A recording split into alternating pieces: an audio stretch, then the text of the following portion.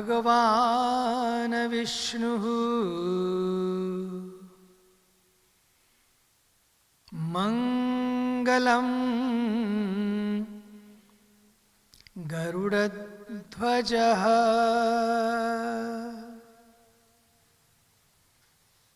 मंगलम पुंडरीकाक्षो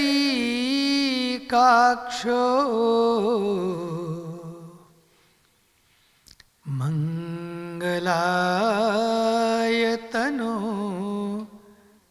हरिः सर्वमंगलमांगल्ये शिवे सर्वार्थसाधिके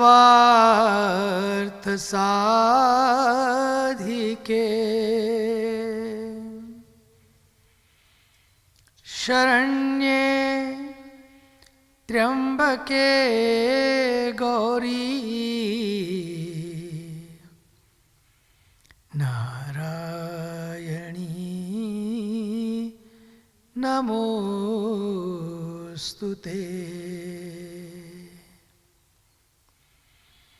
नारायणी नमोस्तुते।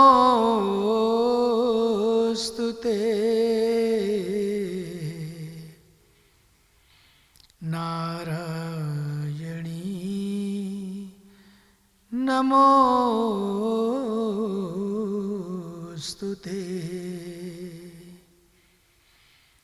ब्रह्मा मुरारी त्रिपुरांतकारी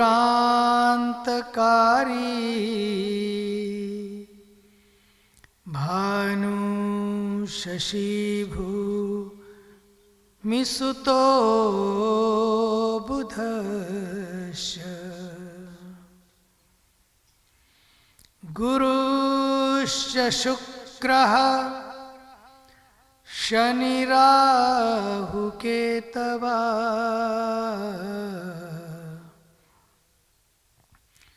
सर्वे ग्रहा शांतिकरा भवन्तु। सर्वे ग्रहा शांतिकरा भवन्तु।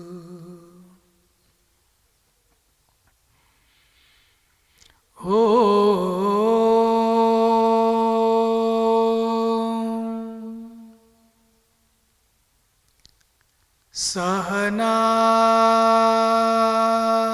भवतु सहनौ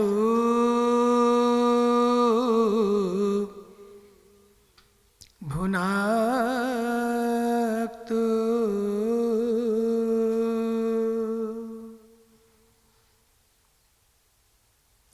सह वीर्यं करवावहै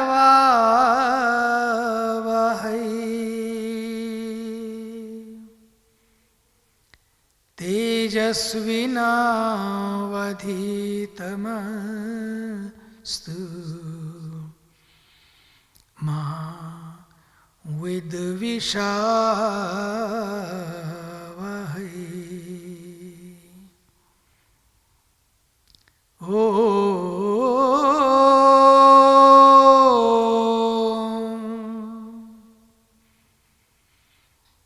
असतो मा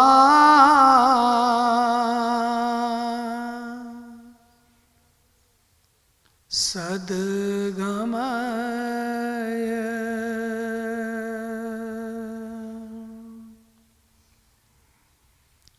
तमसो मा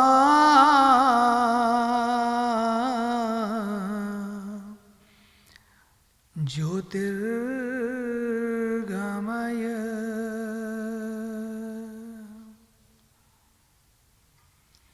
मृत्योर्मा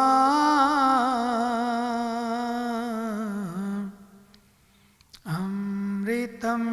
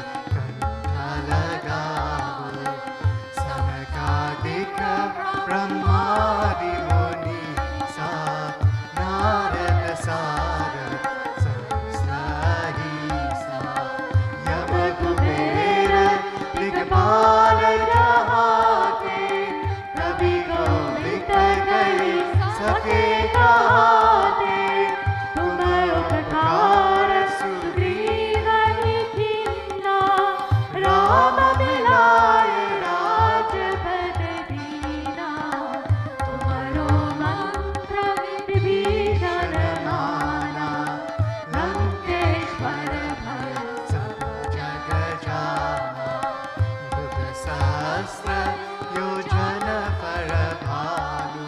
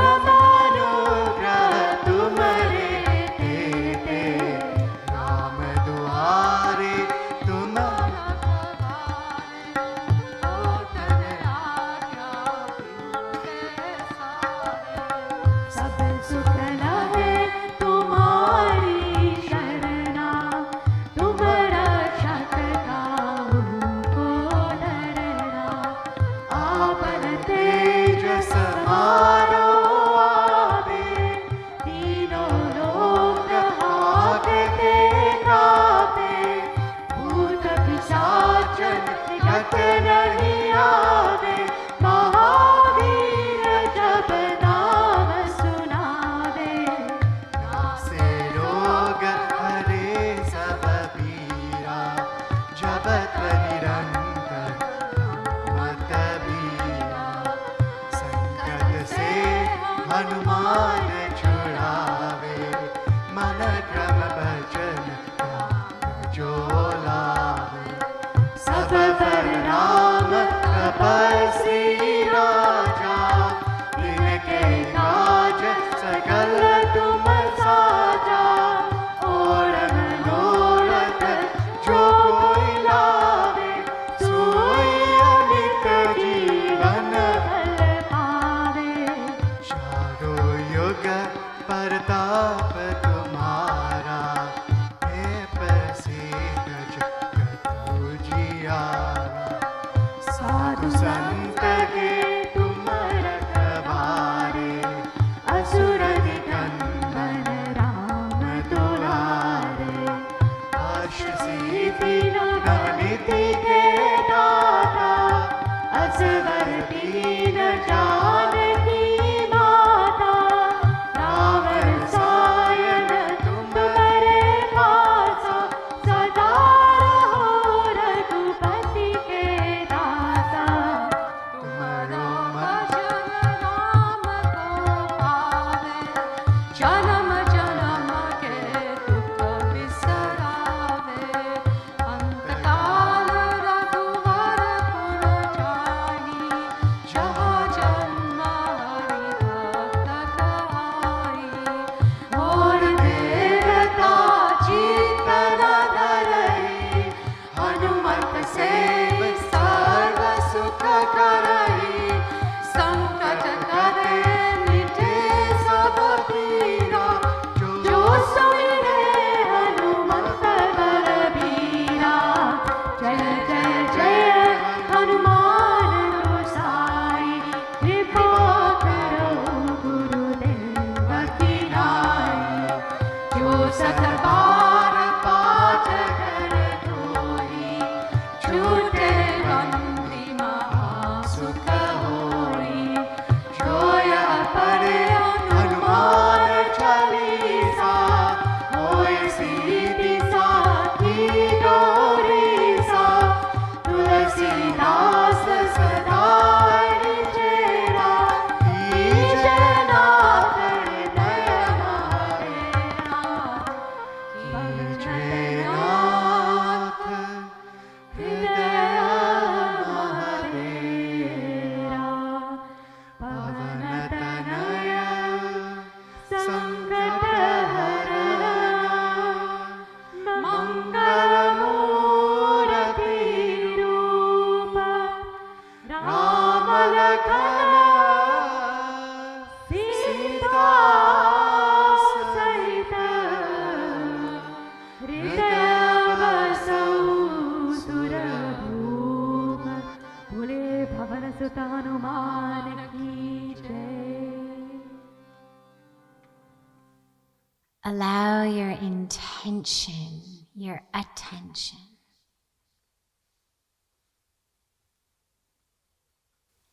your full awareness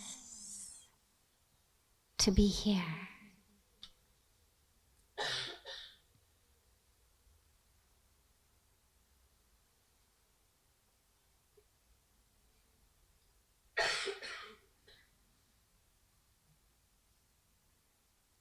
And draw that awareness to your breath.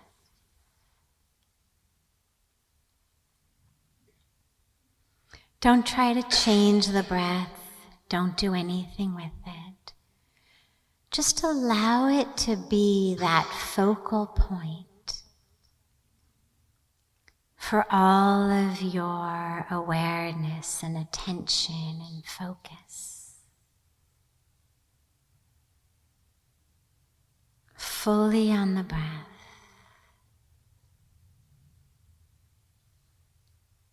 Merging, in fact, the awareness into the breath.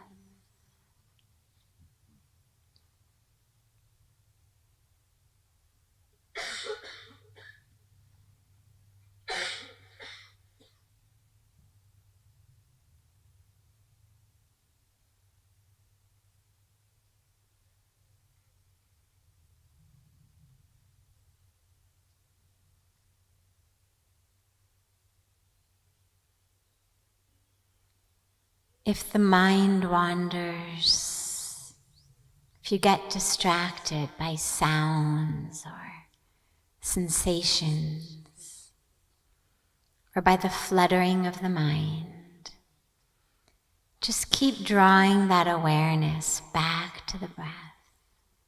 Don't yell at yourself. Don't tell yourself a story about your distraction. Just bring the awareness back to the breath.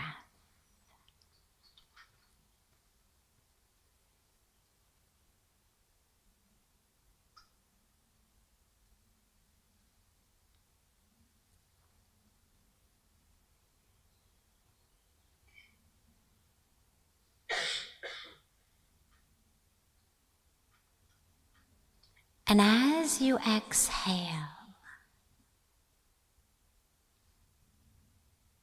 on each exhalation, allow yourself to let go.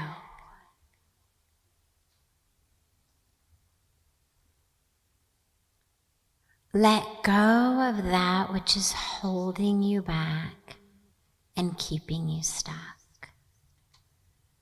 So let go as you exhale of another story that you tell yourself.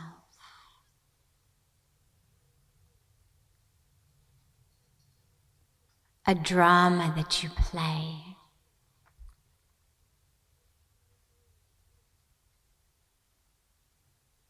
A role that you play.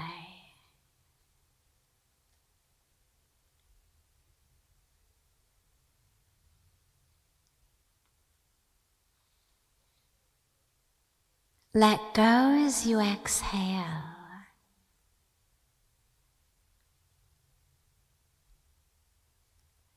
of another expectation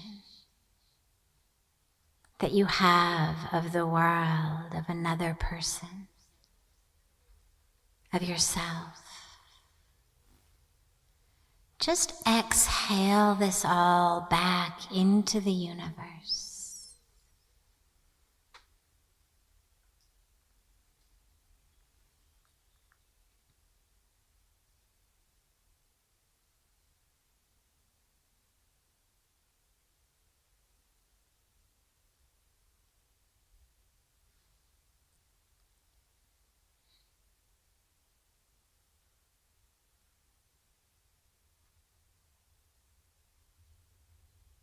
Let go of an attachment you have.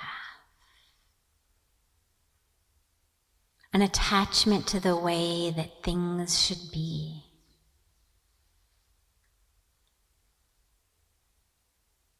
An attachment to an idea or a concept.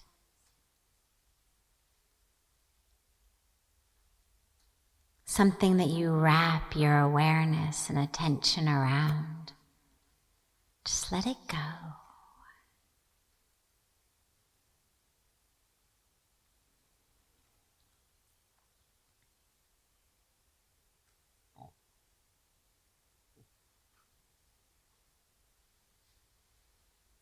Let go as you exhale of another aspect of your identity that you think of as self. Some experience, some history, some personality. As you exhale, just gently allow yourself to unhook from all of these aspects that we use to identify ourselves.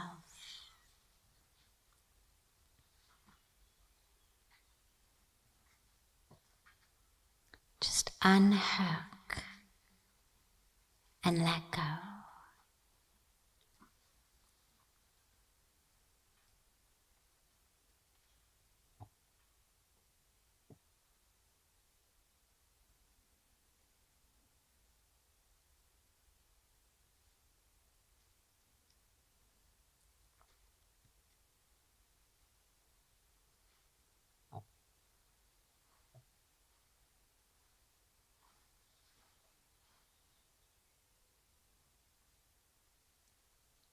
And as you exhale, letting go with each exhalation, allow yourself to sink deeper and deeper into that core, unhooked, unstuck aspect of yourself, that core of the self, free from the stories, free from the identifications.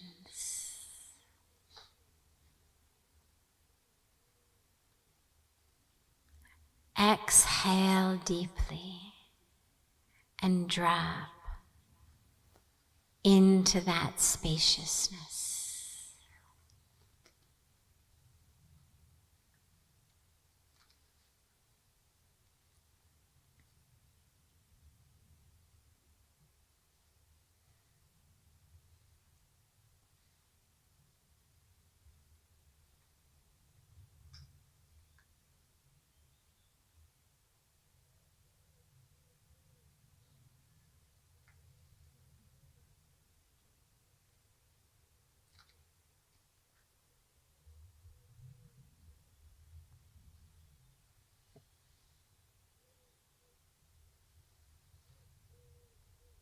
If the mind wanders, just bring it gently back to the breath.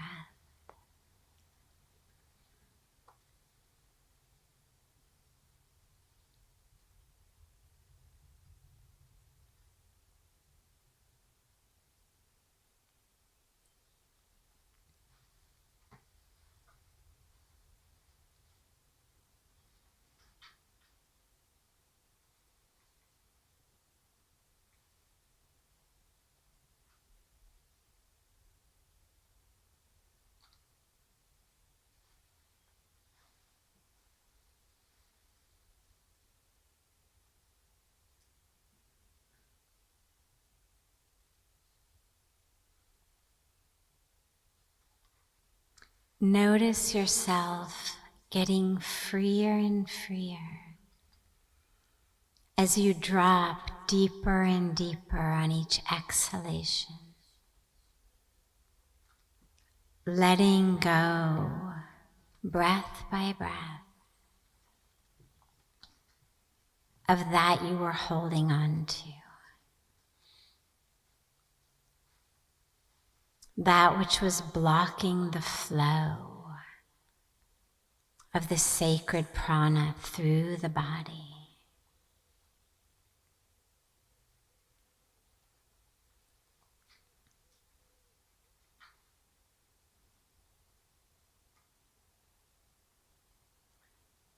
And as you breathe, as you take in the inhalations, allow yourself to notice where that sacred life force, that prana, flows easily and smoothly, and where it feels stuck. Could be in a physical muscle or organ or aspect of the body. Could be energetic. Just notice where it feels stuck.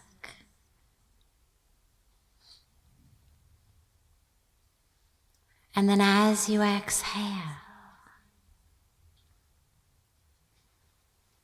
just breathe through that and let it go. Allow the muscles of the body, the death grip of the mind, to just let go.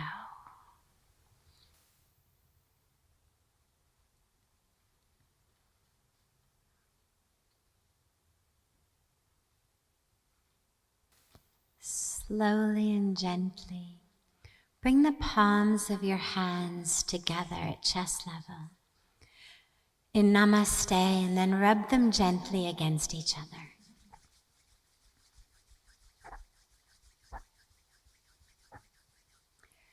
Press the palms of your hands over your closed eyes.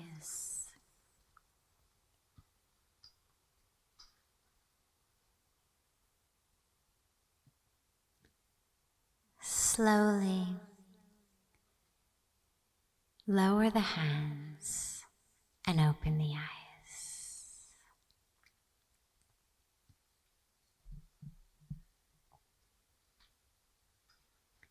Welcome to this beautiful, beautiful, beautiful retreat. Such gratitude to Mandaban and Kaneshbai and Shreya and Roshni and their whole family and all of the amazing, amazing Seva team. We'll thank all of them officially as the retreat moves on, but for now, just thank you so much to them for bringing us all here and enabling us to be here together. So we've got, just come down here. We've got three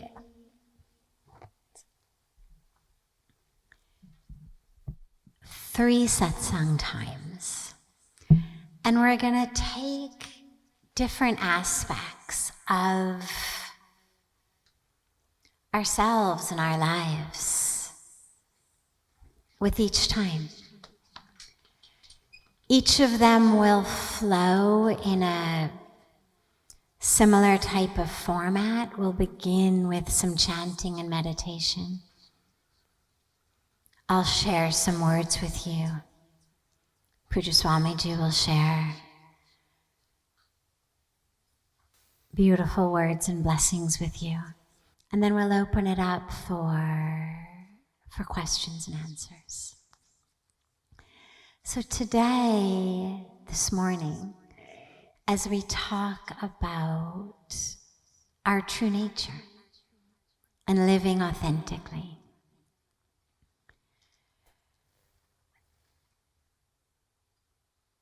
think about when you were young, or even not necessarily when you were young, but think about sitting around a campfire, telling stories.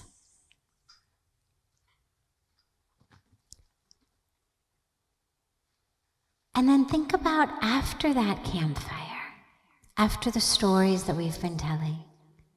Or if it wasn't a campfire, maybe it was a movie you saw, TV show you watched.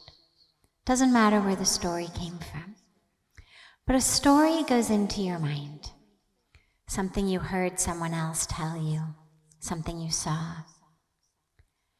And now think about how that story stays with you. And you notice especially the scary ones stay with you, right? We tell ghost stories around the campfire. The nice stories people don't usually remember, but the ghost stories, my God, everybody remembers, and they keep us awake all night long. This is what happens in our lives. We tell ourselves stories about ourselves, about our lives, about the world around us, about the universe. And they run our whole life. Like if you hear a song on the radio or whatever you're listening to, and that song stays in your mind all day long, and doesn't matter what you do, but that song is playing in your mind. This is how most of us live. We've got a song, meaning a story, something we tell ourselves. And it doesn't matter what we're doing, doesn't matter where we are. It plays and it plays and it plays and it plays constantly. And it ends up becoming that through which we see the world. That background music, but also the eyeglasses with which we see the world. This is my story. This is who I am. This is what we talk about when we talk about ego. And an easy way to think about it is if I say to you, "Oh, so nice to meet you. Who are you?" So you're going to give me your name, your age, where you're from, what you do, what your relationships are. You're so-and-so's husband or wife, or so-and-so's mother or father, or so-and-so's boss, so-and-so's employee. If we got to know each other a little bit more deeply, maybe you would tell me the workings of the brain, meaning the depression or the anxiety or whatever it is that you struggle with, the thoughts in your mind, the emotions in your mind. Every one of those things that I've just listed, every one of them, from where you're from, what your name is, what your relationships are, to the thoughts in your mind, every aspect of that is part of the physical body, including the thoughts. They're chemical and electrical patterns of behavior in the brain. I won't go into all the science at the moment, but we know that we can change thoughts, generate feelings, change feelings. The easiest and simplest way of thinking about this is think back to some time that you were drunk or on drugs, right? You think very differently. You feel very differently. There's a reason that people wake up the next day and say, "Oh my God, I can't believe I did that. Oh my God, I can't believe I said that. Like, that was not me." Well, of course it was you. It was just your brain chemically altered. Nothing else changed. You simply put chemicals in the brain that changed the brain. And therefore, a different you emerged. Meaning, that with which we identify, thoughts, feelings, emotions, personality, exist in the very chemical, electrical, physical structures in our brain. And the reason that that's so important to know is because the brain can be changed.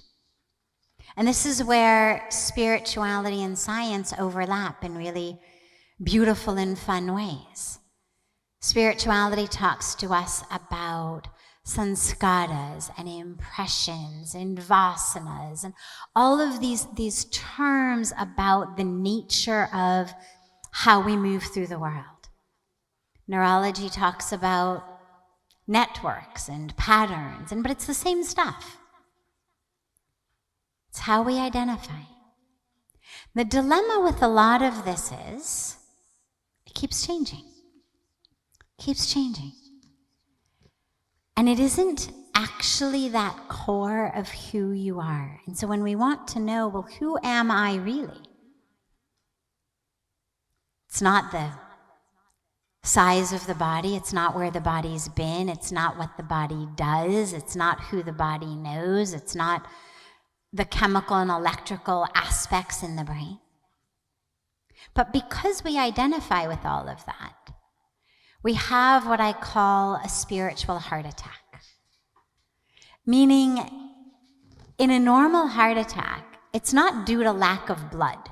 Blood is there. Blood is great. The problem is that the vessels that transport the blood into our heart get clogged up. They get clogged up with what we call plaque or cholesterol, junk, you can just think of it as. Because they're clogged up, that blood can't flow. Blood is there. The vessels are simply clogged. And so we get a heart attack. Spiritually, the same thing happens.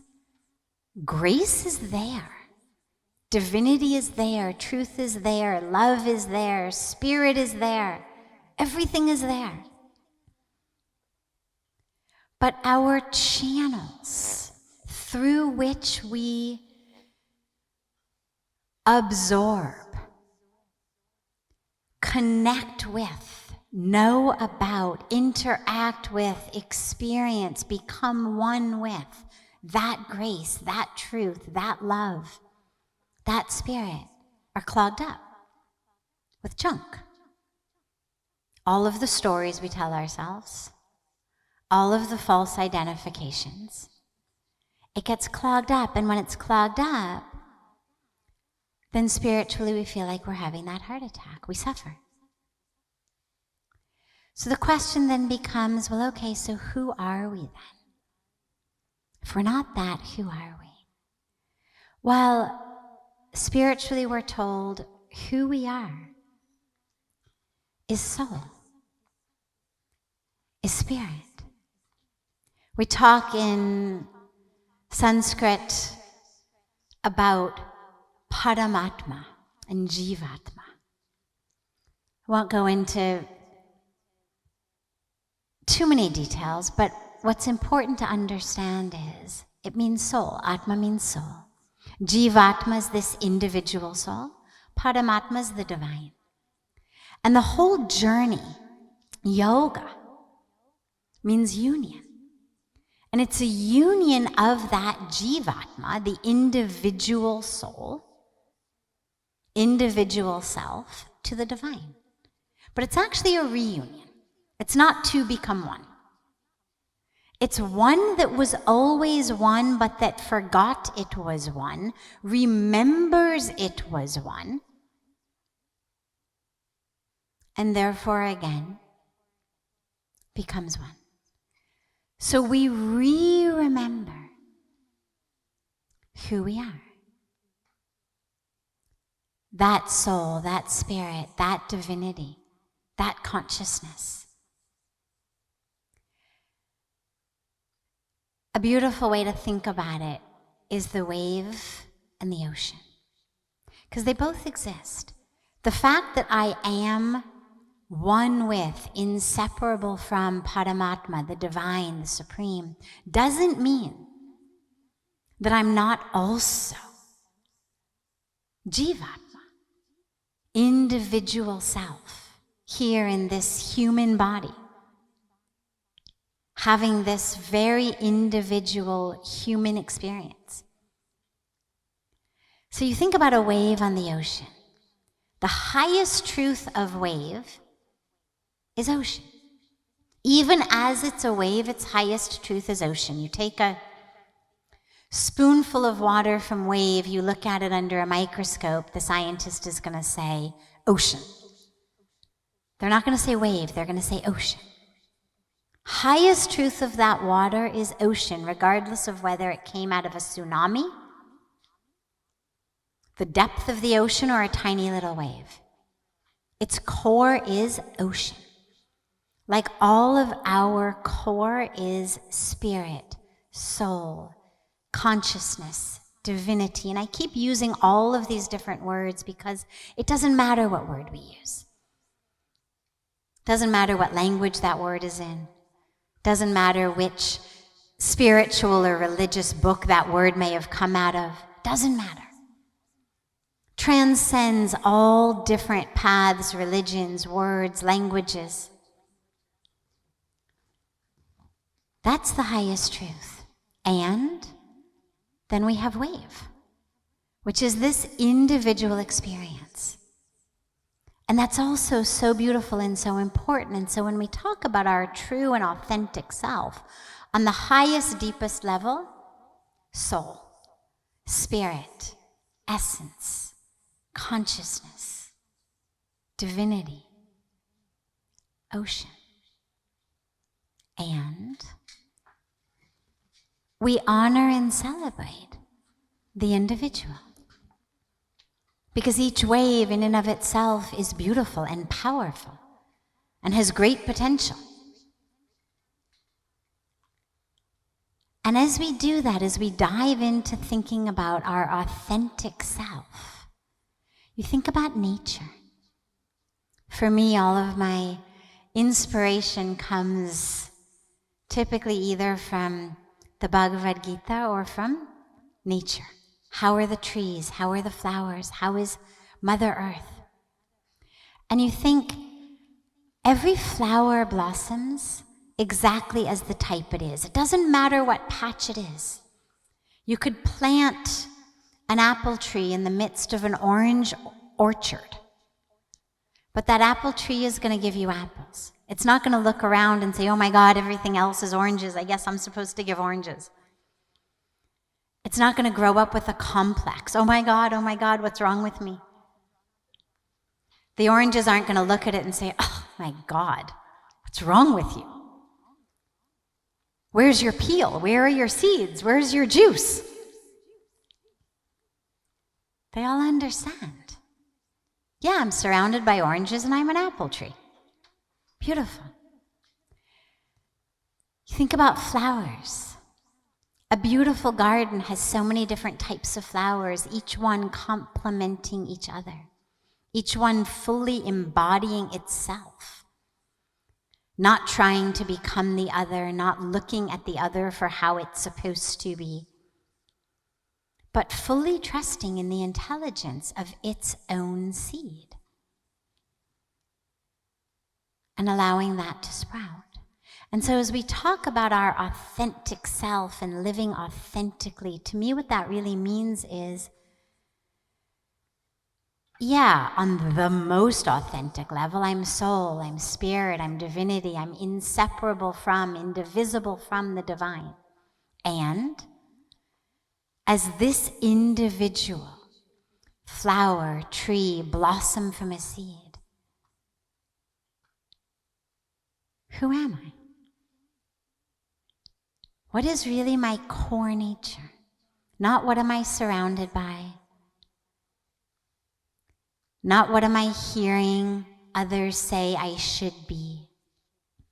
But who am I? Whatever we conceive of that divine has put such power of knowledge, of awareness in every aspect of nature that it is inconceivable to me that we haven't been given that same. You think about trees, walk through a forest. Most trees grow straight up. It's kind of what trees do. And yet, walk through forest long enough and inevitably you will see, after not too long, a tree growing sideways. Why? It's not a mistake. It's the brilliance of nature. Because in order to grow, a tree needs to be able to do photosynthesis. It needs light.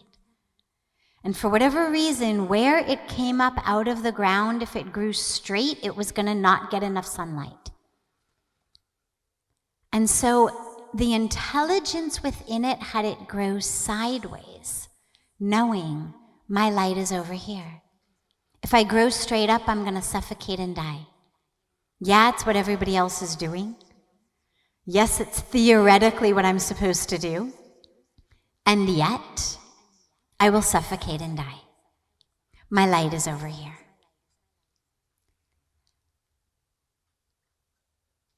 And so we recognize, as we are here in nature, to discover our nature, that we're allowed to grow sideways. As long as we anchor in that intelligence, it's always going to guide us. It's always going to show us who you are. And simply what's required is a removal of that which is not real self, so that the self can actually emerge. There's a beautiful story, and I'll end this sharing with this, of a temple in, it's either Cambodia or Thailand, I can't ever remember which one it was, where there was this beautiful, beautiful clay Buddha. And the monks in the temple are cleaning the clay Buddha one day, and they notice that there's a light shining from within it, something sparkling. So ever so gently, gently, gently they clean, and there's a crack, and they're cleaning, and it's shining from the crack. And slowly, slowly, slowly, they realize that there's actually gold shining through. And ever so carefully, they realize, oh my God, the whole thing is gold. And so they start to remove the clay, and beneath the clay, they discover that it's actually a golden Buddha. And it turned out that hundreds of years prior, when the invaders had come through and were looting and destroying and melting all things gold, the priests in the temple of the golden Buddha had covered the golden Buddha with clay in order to protect it from being looted and stolen and melted down. And luckily the Buddha had survived, but unfortunately the monks had not. And so there was no one left who knew that the Buddha actually was gold. And the reason that I love that story is, to me, that is really the equation for true self, authenticity, and also peace and joy and bliss and meaning and everything that we're looking for in life. Symbolically, we want gold. Actual gold, more and more. The ego, we want the more I have, the more I am. More I own, more I achieve, more I acquire, therefore the more I am. So we want literal gold, but we also want metaphoric gold. We want to feel like we are gold. Good enough, worthy enough, beautiful enough, successful enough. This, I want to be gold. And so we look outside, whether it's in titles or degrees or achievements, whether it's in beauty or clothing or our careers or whatever it may be. We look for that metaphoric gold to put on top of what feels like the clay of who we are, which is how most of us feel on the inside. And if we can just cover ourselves with gold, well, then I'll feel okay, enough, right for the moment. Whereas actually the beautiful teaching is, it's not about sticking gold on top of the clay. It's about removing the clay so that the truth of who you are, which is already gold, can simply emerge. And so as we look at true self, it's not about finding something and sticking it on us. It's about removing that which we're holding on to, that we identify as. And so over the next day and a half, allow yourself to really ask yourself, what's my clay? What's my clay? What is the story that I'm telling myself that I've covered up my gold with? What story of who I am? What's happened to me?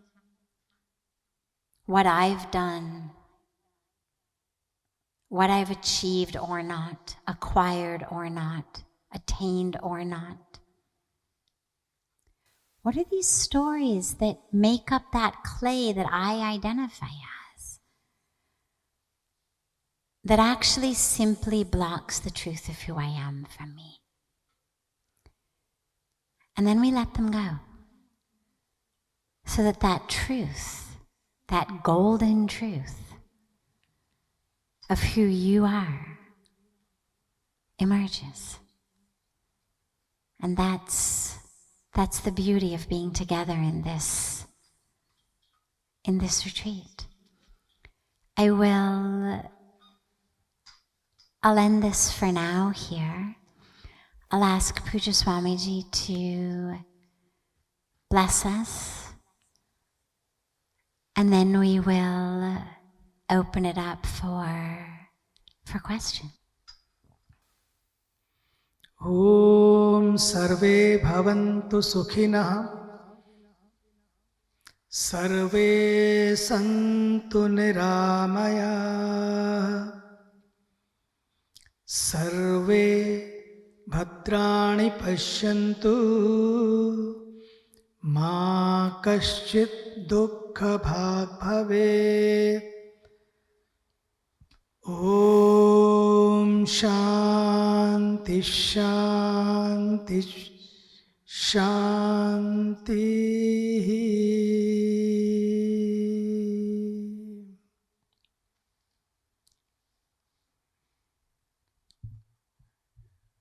So beautiful to be here. Whenever I come to this beautiful jungles, to the nature, it always reminds me my childhood, being in the jungle, being in the mountains, and especially the story Sadhviji started, that everyone has their story. But the ghost story, the God stories, our own stories, so many stories are there. But the scary story she was talking about, we always remember.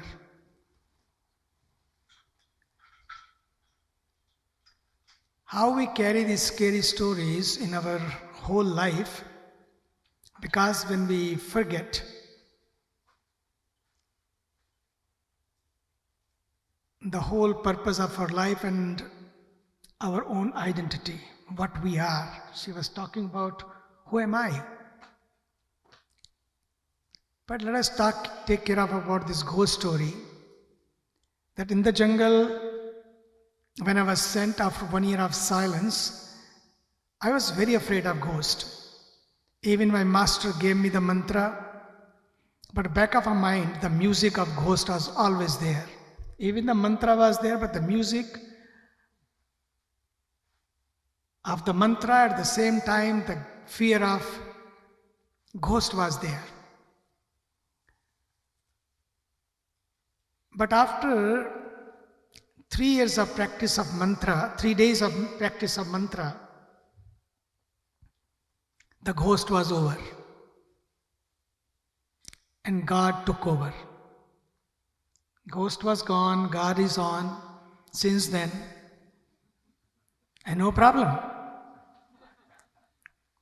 But why we keep carrying the ghost stories all along our life? Because we forget that we are the Divine One.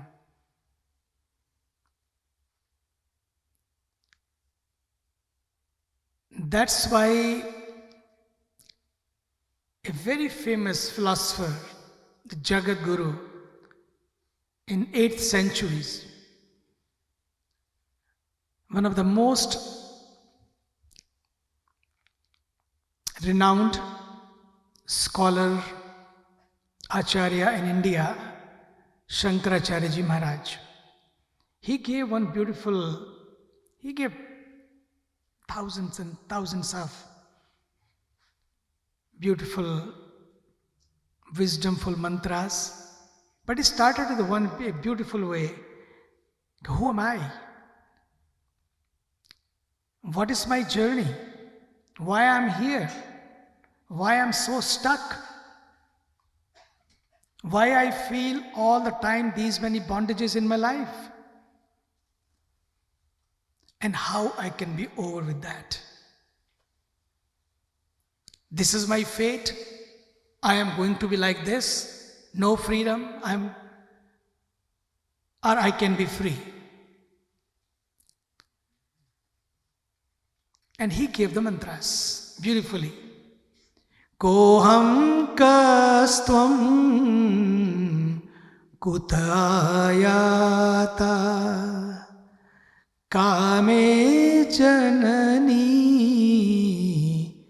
kome tata koham kastvam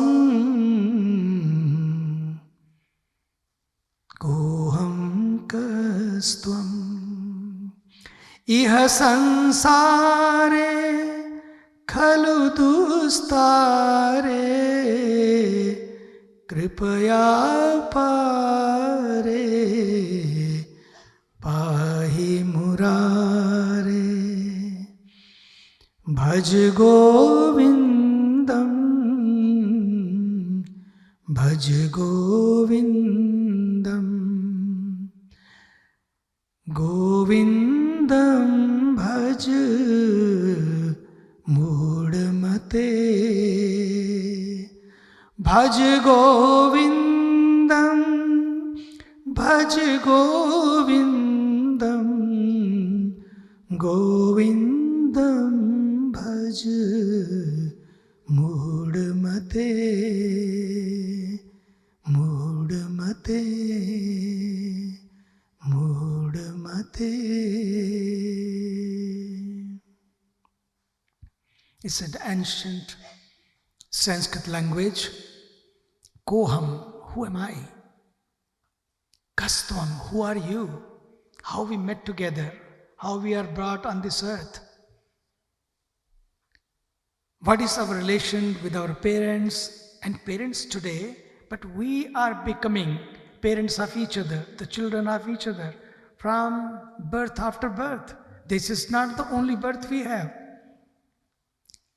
You see 4 children sitting in front, all of them, they have a different nature. Even I remember I was in Africa, and in South Africa 3 children, triplet,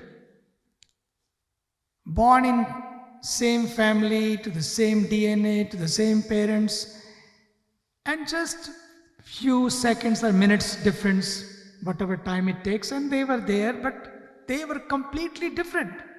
3 of them. Oh, I love cold. She says, oh, I hate cold. I love Coke. She says, oh, I hate Coke. So every story, 3 of them, they were completely different. They all brought their own package with them. Where? How they became so different?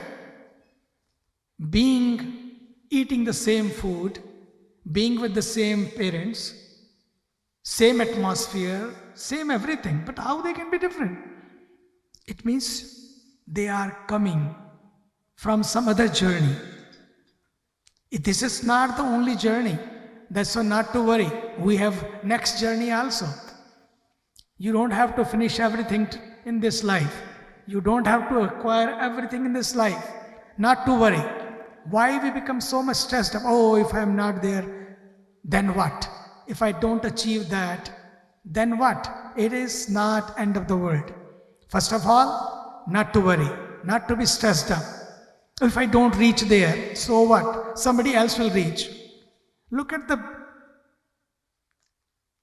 stories Sadhviji shared. Those apples never compare with each other. Oh my God, why am I so different? Look at the orange, so nice, so orangey. Juicy, I don't have any juice. You have to squeeze so much, but here you just touch it and juice is there. You know what? In this worry, in this stress, we lose our own juice. Life is juicy, believe me. We lose our own juice because other person is like that. I have seen in the jungle, no complaints, no problems. I learned that no problem mantra from those trees, those fruit, those orchards. They had no problem living together, being together, and they were all happy.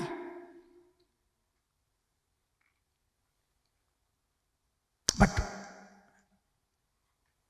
in small problems, we become stressed up. And our children, they look at us. And so strange to see 11-year-old girl, oh Swamiji, can you tell me something? Can you tell me some mantra? I'm so stressed up. 11 years, life has not even started. I am stressed up. How you can be stressed up? You know what? What you do, they watch you. What parents do, how they react, how they say, how they share with each other, they are watching. They don't know where the stress has come from. Because they watch, oh, I'm so stressed up, honey. Live. What happened to you? You happened to me today. Live. You happened to me today. So amazing. Now they are watching. Oh, what is this? You happened to me? They even don't know this term, but we create this term for them. So first of all, yes, there are ghost stories, but there's no ghost. Don't worry. Really. I came to know after being in the jungle, I was also very scared. Take away that ghost from your mind. You are divine. God has made you the divine. Koham. But how to know about that? Then the Shankaracharya said, Soham. From Koham to Soham. Who am I? I am that. Who is that? That's the journey starts. Who is that? First is, who am I? There's a beautiful Ashtakam, Nirvana Ashtakam said, Mano buddhyankara chitta ninaham. Neither I am manobuddhi. Man, buddhi, chitta, ahankar. Neither I am mind, neither I am warehouse of the mind. The chitta is the warehouse of the mind. And neither I am intellect, neither I am ahankar, the ego.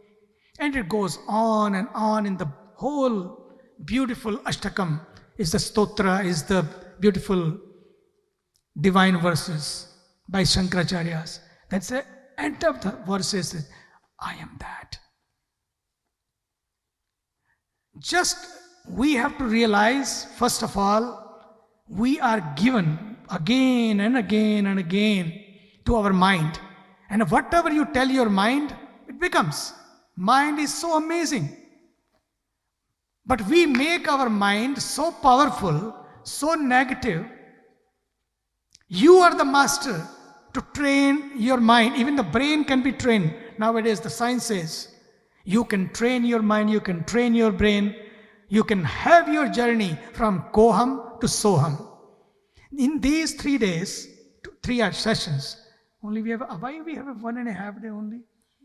Because you want longer? Huh? You want longer? Because people go to work on Monday. Oh, okay. Weekends. So 3 sessions, no problem. In 3 sessions. You can consider the public function Sunday evening as the 4th session. Okay, done. Because everybody can come there. Very good. So welcome all. You can come to Sunday session also, if something's left. So in this beautiful time frame, whatever we have given, let us start our journey. And when you are in the nature, number one thing to remember, you are not here to just being with the nature. This is great. Time to time. Now the science also says every month people who are working with brain, they should leave that place for at least 1 or 2 days and go out, be with the nature. That will change your whole energy. That will recharge you and recharge your batteries, your life batteries. But at the same time, when we are here, number one, not only being with the nature, but being with the nature, just take a benefit of it. Being with the nature, one with the trees, with everything, but being with the nature is discovering your own nature, checking your own nature. And when you check your nature, you know that what is inside of me, what is happening to me, where do I stand, in my relationships, in my daily life, in my workplace, how do I react? Whether I am becoming bitter and better every day, whether I am in peace or in pieces every day. The whole journey of spirituality is checking yourself, being yourself.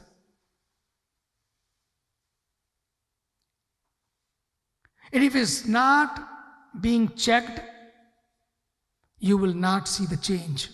Every day, it's not your balance sheet, maybe you can check end of the year, not to worry. But yourself, you should check every day. Before you sleep, every day you must check yourself. We take selfies, we come here, I saw in the morning, people were taking selfie with the trees. Wonderful. Take the selfies, but take selfie of yourself also. These selfies you will post on your Facebook, on your social media, you will get likes, many likes, and you like it, you love it. But take selfie of yourself, close your eyes, go within,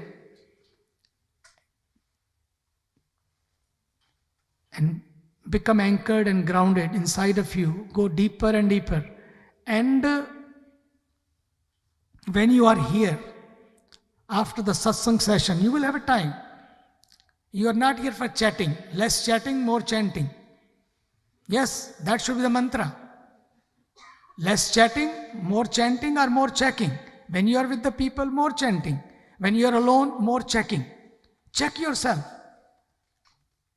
You are being checked by others. It's okay. But you should check yourself. Every day, whenever you have a moment, even in your own office place, workplace, with your family, with your spouses, with your friends, wherever you find time, close your eyes, go within and check yourself. And make a note of it. So much information you will receive from yourself, from within. Lot is there. And make a list of it. And end of the third session, we'll have a ceremony. And believe me, the moment you become honest to yourself and start checking yourself, closing your own eyes, you will see, my God, what a mess. Really. So much is there. Just even close your eyes and you will see. Not to worry. Not to worry. Whatever comes, be honest. Write down. I'll have a mental note. And in the evening, in that ceremony, whatever comes, that's why we are here. All of that, grudges from maybe life after life, from so many other lives or this life, grudges from 10 years ago or now, whatever is there, all of that jealousy, all of that mess, whatever is bothering you, even comparison, whatever is there, not to worry. God is so great, so wonderful, never opens even your checklist. Whatever you write down, He will not even check. Okay, accepted, done, over. You are new, you are fresh. Go back and start working again. And you are forgiven. That's the beauty. Have that faith that tonight I am going to give list to the Lord. Make that list and you will see. And that's why we are here, checking ourselves.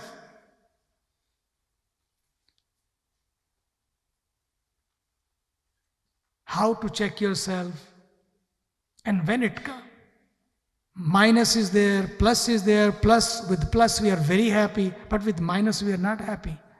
We don't want to be minusy. Yeah? Everybody wants to be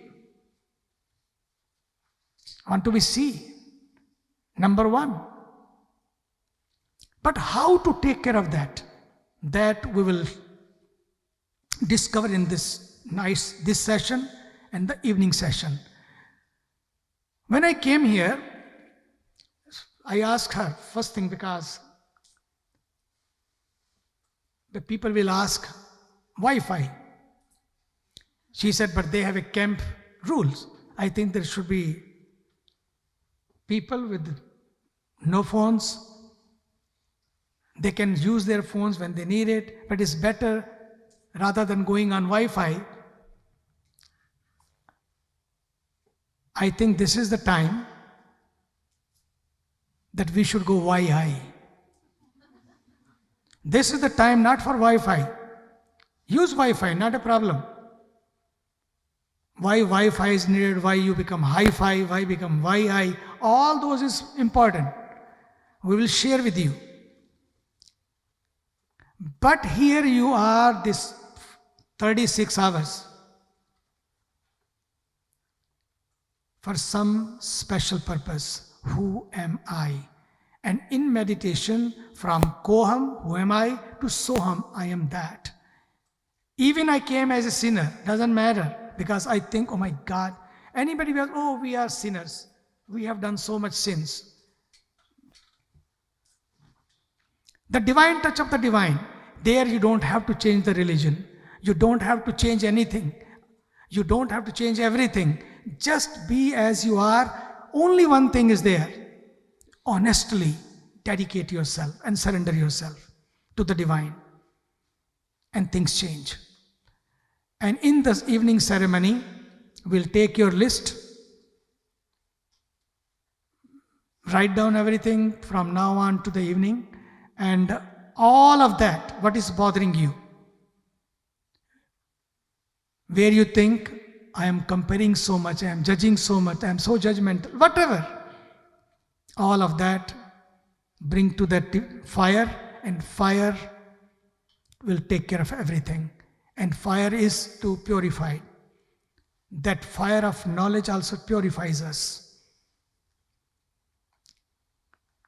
I'll ask, because time is very less, I should leave time for question answer session also. But in the next session, I will give more light on these issues. So just a quick note on that. They've got, I guess, a bowl for questions. Each session will have time for questions and answers. If you didn't get one in the bowl yet, do not worry. We'll start with this one and then just raise your hand and we'll take them from right here. But I think ideally the plan was to get them in the bowl just so that it flows a little bit more quickly.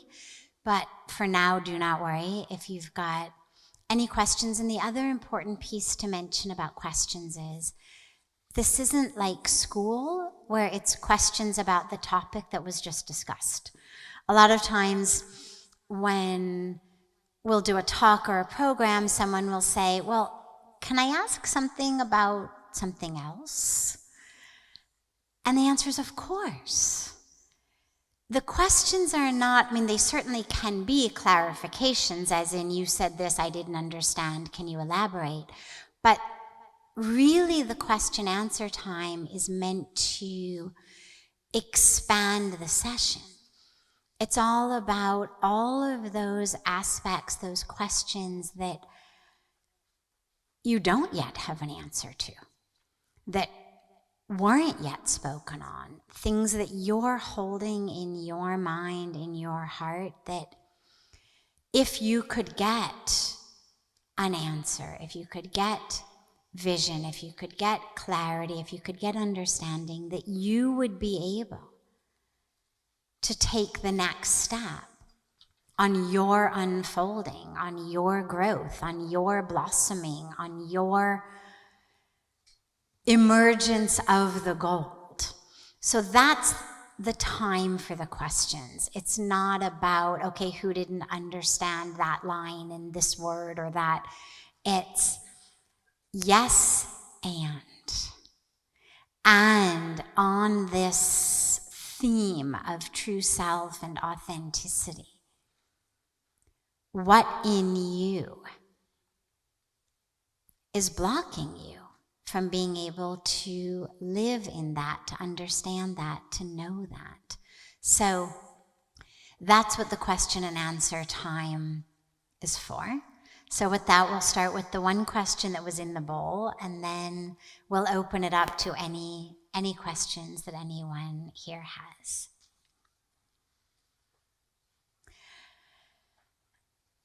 How can we support a loved one who is an alcoholic? It feels like her soul has decided to leave, and it is just the body that is here. So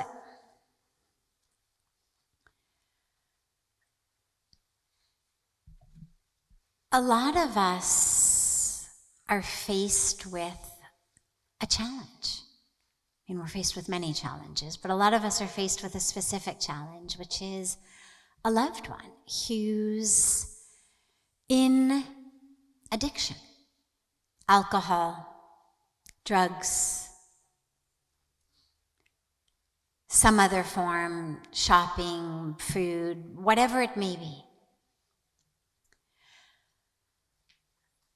And it may not even necessarily be an addiction to a substance. It could be an addiction to self-sabotage. It could be an addiction to the story that they tell themselves. And the question becomes, how do we deal with really wanting to help this loved one who's in the throes of this addiction? And this is where it's so important to realize everybody comes into this world with their own karmic package. Whether they are your parent or your child, your spouse or your best friend. We do the very best that we can in loving them, in honoring them, in creating space for them to emerge out of that, and yet realize ultimately you don't actually have any control over another person. But it's hard. Or even just something as simple as cigarettes, that may not change necessarily their brain chemistry in the same way, but is killing them. And oh my God, why can't they stop? Like, why won't they live, for me at least?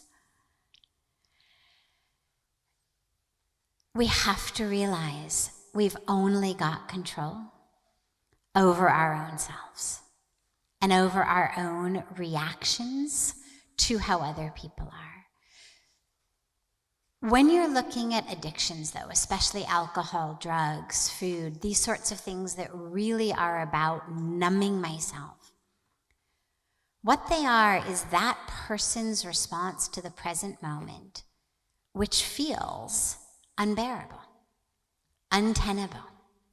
Thank you. In that moment, I turn to alcohol, I turn to drugs, I turn to food, I turn to these substances because in me I know how my present moment feels is not the way I am meant to feel on planet Earth. The anxiety, the depression, the self-hatred that I am experiencing, I know inside me is not right. I cannot bear it. I hate it. I need out. I want something different. And so we turn to things that quite literally change the chemistry of our brain. From drugs to a lot of carbohydrates. I mean, really, it doesn't matter kind of where on the spectrum you are. It's all that which is literally changing the chemistry of your brain in that moment. That is literally numbing you from what is going on in the present moment. And so if a loved one is going through this, recognize what it means is they're struggling on a very, very deep level with the way that their present moment experience is. Now, for the codependents amongst us, what we then feel like is, oh my God, if I were somehow better, I would be able to make the present moment better for them, and they no longer would need to turn to alcohol or drugs or whatever it may be. No. It's not a situational experience. It's an internal experience. It's not that which is happening in the outer world, it's that which is happening in my inner world. And that's critically important to realize. They're not suffering because of what, in this moment, you or others are doing or saying or acting or providing or not. They're suffering based on how their internal world is interacting with the outer world.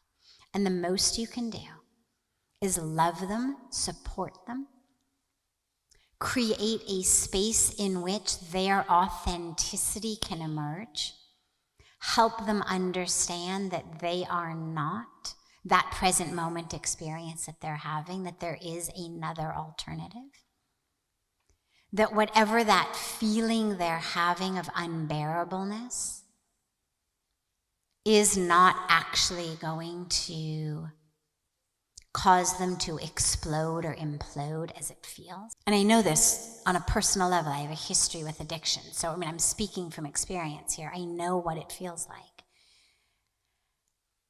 And then there comes a moment in which you realize, I'm not that. I'm not that. I am not that story that causes me to suffer. I am not that story that makes me think that this moment is unbearable. I am not that story that makes me think I cannot handle my life, my experiences, my moment, my pain, my anger.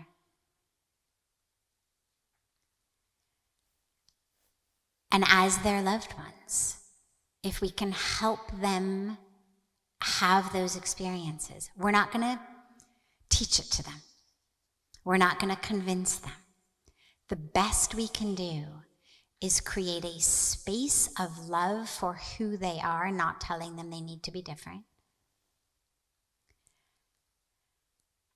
And see how you can provide them with experiences, whether it's through meditation, whether it's through yoga, whether it's through this type of satsang, this type of experience of connecting to spirit. Because addiction is that says the present moment is unbearable for my mind brain, therefore I need to change my mind brain in order to make it through this moment. But when I realize I am not the mind brain, well, then there's nothing wrong with the present moment. Then there is no problem. Then I'm able to be here now. Nothing's going to consume me. I don't need to consume something else. Who I am is that oneness, is that divinity. And all you can do is try to give them opportunities to have that experience and love them. And lastly, love yourself and work on your own response to this, because it's so easy, especially in this case, it's a mother, but regardless of who the relationship is, it's so easy to feel like if I just were different, then they wouldn't have to drink.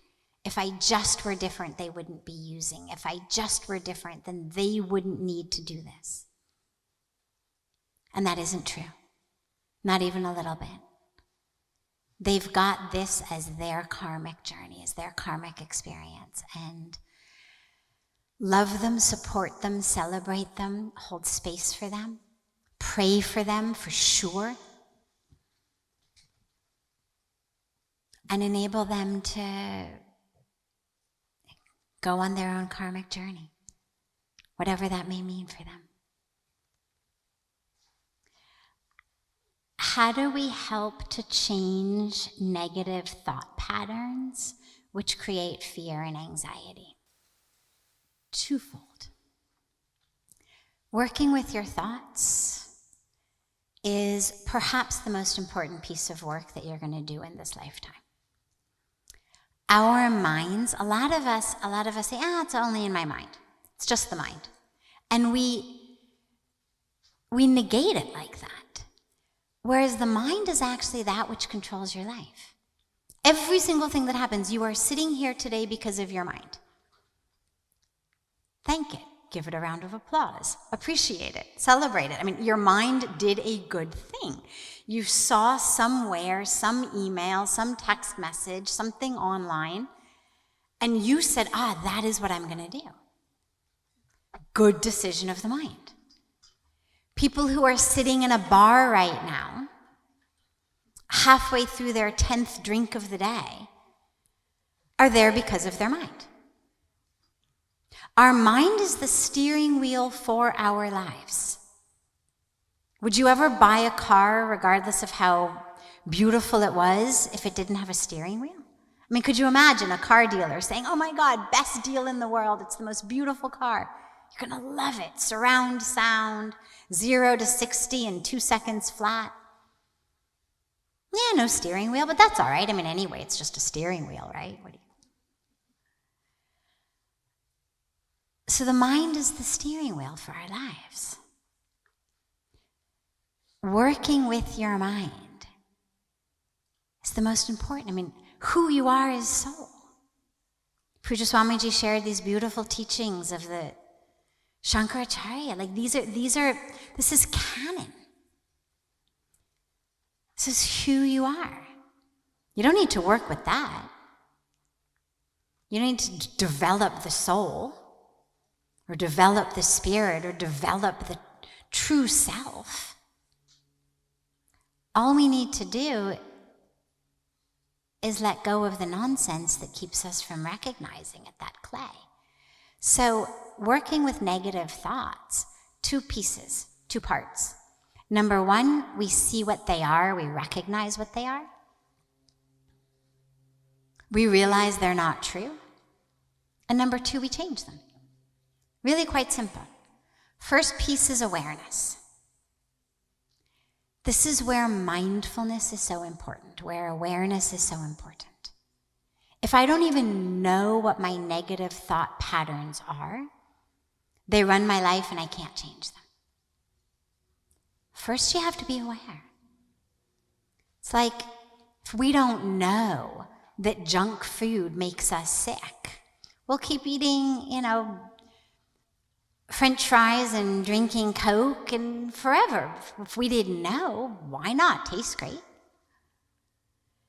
First comes the awareness. Oh, this does this to me. This does this to me. This rots my teeth. This clogs my arteries. This. Okay.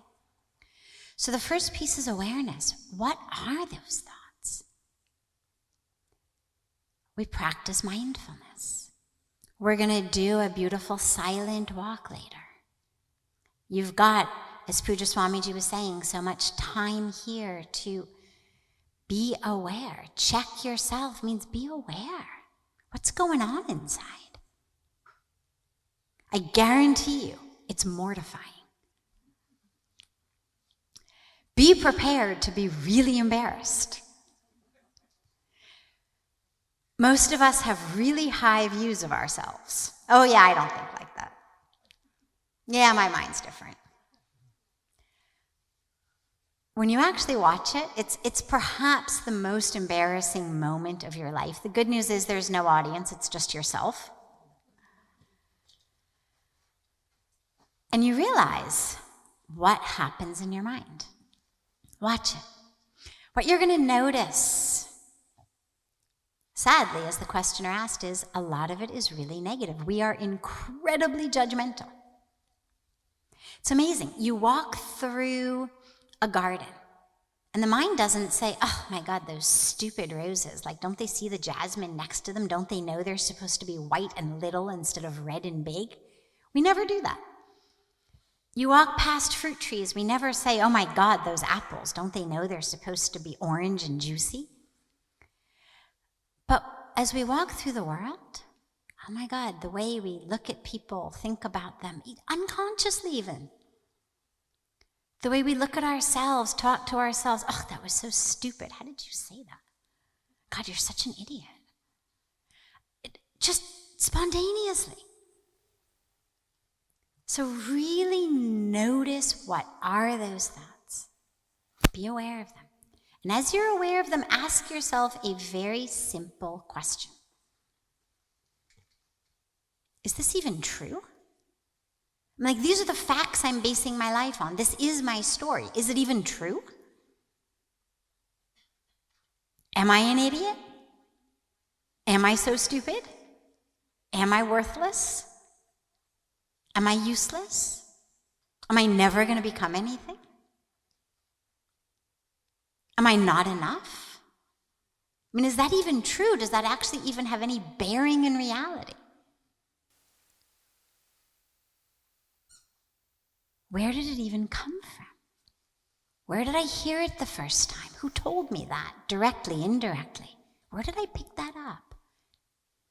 Where did I pick up such a ghost story that isn't even true?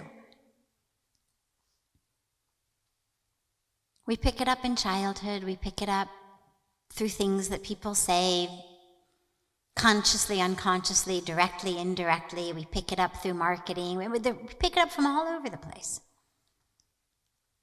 But just notice, be aware of how this untruth came into your mind.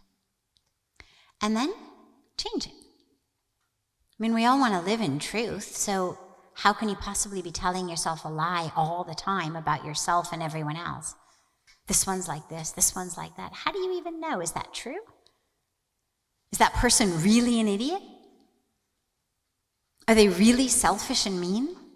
Are they really deluded? Are they really arrogant? Or are we just having an energetic frequency issue? Am I just not able to understand the why? So we then substitute it. And with substitution, you've got two choices. One choice, my favorite choice, is the power of mantra.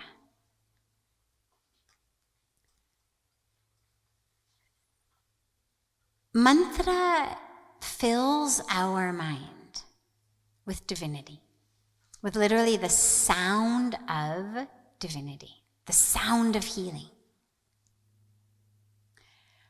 But it also serves just that very simple fundamental role of giving us something else to do with the mind. You're having a negative thought? Mantra. I mean, and with the mantra, what you really want to do is chant it literally all the time. So it's not just negative thought arises, I use the mantra. In the beginning, it's like that. That's when you remember it. But as time goes by, it just becomes that which fills your mind. And you notice if the mind has gone negative, it means you've forgotten the mantra. And you just bring it back, bring it back, bring it back. And the benefit of that is not only do you have something better to do with the mind, but the power of mantra actually transforms the mind. It actually alchemically transforms the mind. Alternatively, or you could do both, literally give yourself a different way of seeing things. So if it's negative self-talk, I'm so stupid, I'm an idiot, I'm too this, I'm too that, I'm not enough this, not enough that. Come up with your own beautiful self-made mantra. I am whole, I am full, I am complete, I am divine. I am exactly where I am meant to be at this intersection of time and space in my life. I am a perfect aspect of the perfect creation of a perfect creator.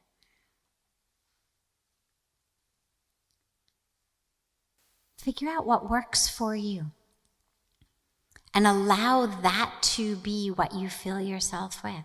Everyone before me is a reflection of the divine. I mean, if God is infinite, God is manifest in all, whether it's a tree, a rose bush, a jasmine bush, or your husband or wife or mother or father or child or boss or employee.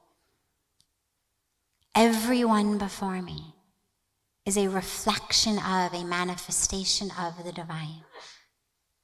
Think about things to substitute. And slowly, slowly, that pattern will change. It's just a habit. It's a mental habit. It's like people who sit there, and they twirl their hair. They don't even know they're doing it. Just do it. Well, if you gave them something different to do with their fingers, they'd stop twirling their hair. So give your mind something different to do. And slowly, slowly, slowly, slowly, the habit will change.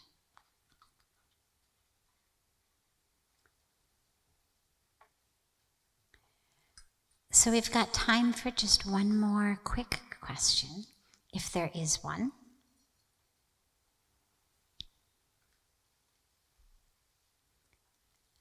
Okay, so moving on into the afternoon sessions, and Shrey also has some beautiful announcements and inspiration and information for you before we end.